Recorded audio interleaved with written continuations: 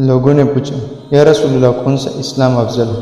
تو نبی اکرم صلی اللہ علیہ وسلم نے فرمایا وہ جس کے ماننے والے مسلمانوں کی زبان اور ہاتھ سے سارے مسلمان سلامتی میں رہے۔ ایک دن ایک آدمی نے حضرت صلی اللہ علیہ وسلم سے پوچھا کہ کون سا سلام بہتر ہے؟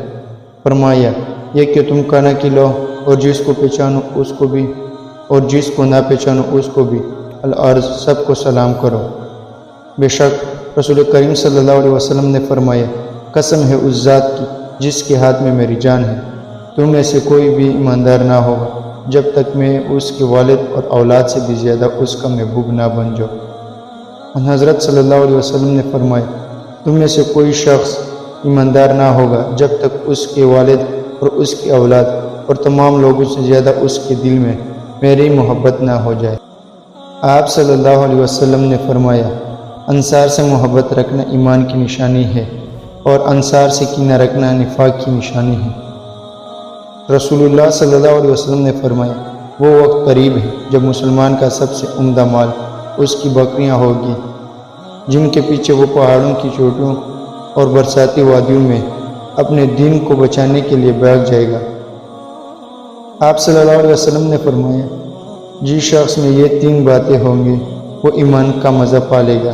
ایک یہ کہ وہ شخص جسے اللہ اور اس کا رسول ان کے معصوم سے زیادہ عزیز ہو، اور دوسرا یہ کہ جو کسی بندے سے محض اللہ ہی کے لیے محبت کرے، اور تیسری بات یہ کہ جسے اللہ نے کفر سے نجات دی ہو پھر دوبارہ کفر اختیار کرنے کو وہ ایسا برا سمجھے جیسا آگ میں گر جانے کو برا جانتا ہے۔ ایک دفعہ رسول کریم صلی اللہ علیہ وسلم ایک انصاری شخص کے پاس سے گزرے، اس حال میں کہ وہ اپنے بھائی سے کہہ رہے تھے کہ تم اتنی شرم کیوں کرتے ہو؟ آپ صلی اللہ علیہ وسلم نے اس انصاری سے فرمایا کہ اس کو اس کے حال پر رہنے دو، کیونکہ حیا بھی ایمان ہی کا ایک حصہ ہے۔ رسول اللہ صلی اللہ علیہ وسلم سے دریافت کیا گیا کہ کون سا عمل سب سے افضل ہے؟ آپ صلی اللہ علیہ وسلم نے فرمایا اللہ اور اس کے رسول پر ایمان لانا۔ کہاں گیا؟ اس کے بعد کون سا؟ آپ صلی اللہ علیہ وسلم نے فرمایا اللہ کی راہ میں جہاد کرنا۔ کہاں گیا؟ پھر کیا ہے؟ آپ صلی اللہ علیہ وسلم نے فرمایا حج مبرور۔ ایک آدمی نے رسول اللہ صلی اللہ علیہ وسلم سے پوچھا کون سا سلام بہتر ہے؟ آپ صلی اللہ علیہ وسلم نے فرمایا کہ تو کھانا کھلائے اور ہر شخص کو سلام کرے اور اس کو تو جانتا ہو یا نہ جانتا ہو۔ جب سورۃ الانعام کی یہ آیات اتری جو لوگ ایمان لائے اور انہوں نے اپنے ایمان میں گناہوں کی آمیزش نہیں کی، تو آپ کے اصحابہ نے کہا یا رسول اللہ یہ تو بہت ہی مشکل ہے، ہم میں کون ایسا ہے جس نے گناہ نہیں کیا؟ تب اللہ پاک نے سورۃ لقمان کی یہ آیات اتاری کہ بے شک شرک بڑا ظلم ہے۔ آپ صلی اللہ علیہ وسلم نے فرمایا منافق کی علامت تین ہے، جب بات کرے جھوٹ بولے، جب وعدہ کرے اس کے خلاف کرے، اور جب اس کو امین بنایا جائے تو خیانت کرے۔ رسول اللہ صلی اللہ علیہ وسلم نے فرمایا جو شخص شب قدر ایمان کے ساتھ محض ثواب آخرت کے لیے ذکر و عبادت میں گزارے اس کے گزشتہ گناہ بخش دیے جاتے ہیں۔ حضرت صلی اللہ علیہ وسلم نے فرمایا جو کوئی رمضان میں راتوں کو ایمان رکھ کر اور ثواب کے لیے عبادت کرے اس کے اگلے گناہ بخش دیے جاتے ہیں۔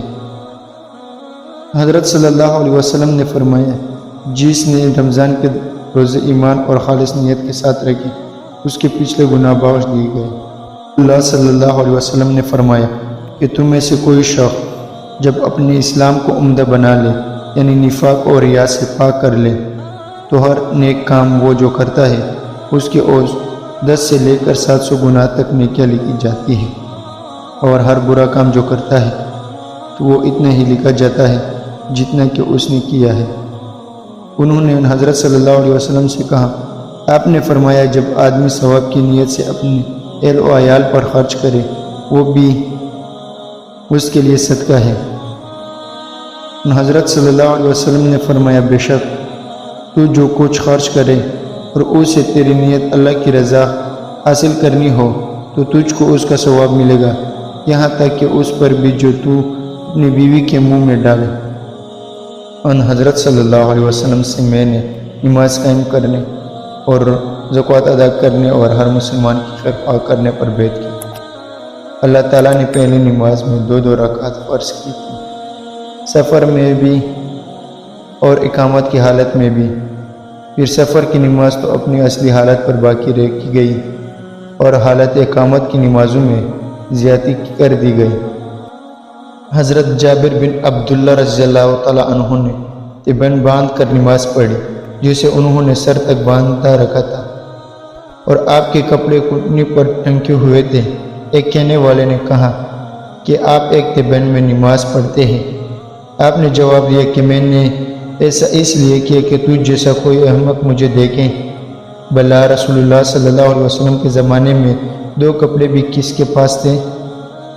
میں نے جابر رضی اللہ عنہ کو ایک کپڑے میں نماز پڑھتے دیکھا اور انہوں نے بتلایا کہ میں نے نبی اکرم صلی اللہ علیہ وسلم کو بھی ایک ہی کپڑے میں نماز پڑھتے دیکھا تھا۔ نبی اکرم صلی اللہ علیہ وسلم نے ایک کپڑے میں نماز پڑھی اور آپ نے کپڑے کے دونوں کناروں کو مخالف طرف کے کندھے پر ڈال لیا۔ انہوں نے نبی کریم صلی اللہ علیہ وسلم کو سلمہ کے گھر میں ایک کپڑے میں نماز پڑھتے دیکھا۔ کپڑے کے دونوں کناروں کو آپ نے دونوں کندھوں پر ڈال رکھا تھا۔ رسول اللہ صلی اللہ علیہ وسلم نے فرمایا، کسی شخص کو بھی ایک کپڑے میں نماز اس طرح نہ پڑھنی چاہیے کہ اس کے کندھوں پر کچھ نہ ہو۔ کئی آدمی نبی اکرم صلی اللہ علیہ وسلم کے ساتھ بچوں کی طرح اپنی گردنوں پر ازارے باندھے ہوئے نماز پڑھتے تھے، اور عورتوں کو آپ کے زمانے میں حکم تھا کہ اپنے سروں کو سجدوں سے اس وقت تک نہ اٹھائے جب تک مرد سیدھے ہو کر بیٹھ نہ جائے۔ نبی کریم صلی اللہ علیہ وسلم ایک گری ہوئی کھجور پر گزرے تو آپ نے فرمایا کہ اگر اس کے صدقے ہونے کا شبہ نہ ہوتا تو میں اسے کھا لیتا۔ اور امام بن منبع نے ابو ہریرہ رضی اللہ عنہ سے بیان کیا ہے کہ نبی کریم صلی اللہ علیہ وسلم نے فرمایا، میں اپنے بستر پر پڑی ہوئی ایک کھجور پاتا ہوں۔ رسول اللہ صلی اللہ علیہ وسلم نے بنی اسرائیل کے ایک شخص کا ذکر کیا جس نے سمندر کا سفر کیا تھا اور اپنی ضرورت پوری کی تھی، پھر پوری حدیث بیان کی جو کتاب کفالتہ میں آئے گی۔ نبی کریم صلی اللہ علیہ وسلم نے فرمایا، جب عورت اپنے گھر کا کھانا غلہ وغیرہ بشرطے کہ گھر بگاڑنے کی نیت نہ ہو خرچ کرے تو اسے خرچ کرنے کا ثواب ملتا ہے، اور اس کے شوہر کو کمانے اور خزانچی کو بھی ایسا ہی ثواب ملتا ہے۔ ایک کا ثواب دوسرے کے ثواب کو کم نہیں کرتا۔